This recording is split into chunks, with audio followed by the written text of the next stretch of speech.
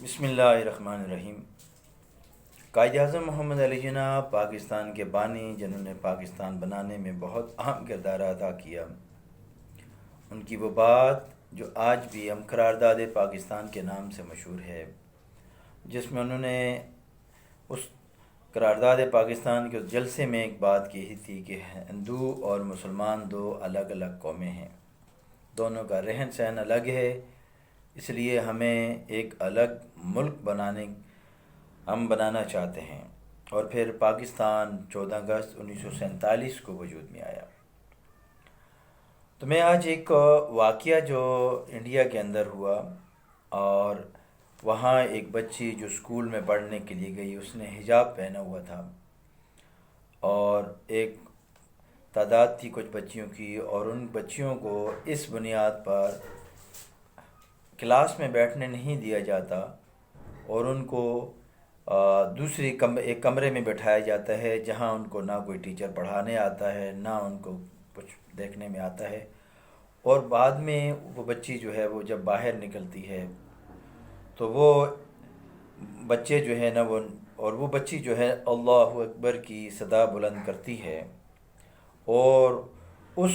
India کا وہ چہرہ جو قائد اعظم محمد علی جناح نے 1940 میں اپنی تقریر میں جس بات کا اظہار کیا تھا، وہ سامنے نظر آیا کہ وہ کس طرح وہ بچی پر وہ لوگ جو ہے نا وہ بچے جو ہے وہ نعرے لگا رہے ہیں۔ اور اسی طرح آئے دن ہم یہ دیکھ رہے ہیں کہ انڈیا کے اندر، جیسے ابھی ایک اور خبر دیکھنے میں آئی کہ شاہ رخ خان کے اوپر کہ بات اٹھائی گئی کہ انہوں نے لتا منگیشکر کے جو وہاں پر ان کے اوپر تھوکنے کی بات آئی، تو ایسی باتیں بنا کر مسلمانوں کو خاص طور پر ٹارگٹ کیا جا رہا ہے۔ اور لیکن انشاءاللہ ایک شمع روشن ضرور ہوگی، اور ہو رہی ہے۔ انڈیا کے اندر، دنیا میں اس وقت کسی بھی غیر مسلم ملک کے اندر سب سے زیادہ تعداد جو ہے وہ مسلمانوں کی ہے، تو وہ انڈیا کے اندر ہے، اور ایک بہت بڑی تعداد ہے، اور انشاءاللہ یہ تعداد انشاءاللہ جاگے گی، اور یہ شمع جو ہے نا اس کی جو کرنیں ہیں وہ پھوٹیں گی، اور مسلمانوں کو احساس ہوگا، اور انشاءاللہ وہ اپنے حق کے لیے کھڑے ہوں گے۔ حجاب ایک مسلم خواتین کا ایک حق ہے، وہ جہاں پر بھی ہیں، اور لیکن انڈیا کے اندر یہ واقعات جو اس طرح وقت کے ساتھ ساتھ ہو رہے ہیں، یہ انڈیا کا ایک چہرہ سب کے سامنے آ رہا ہے، اور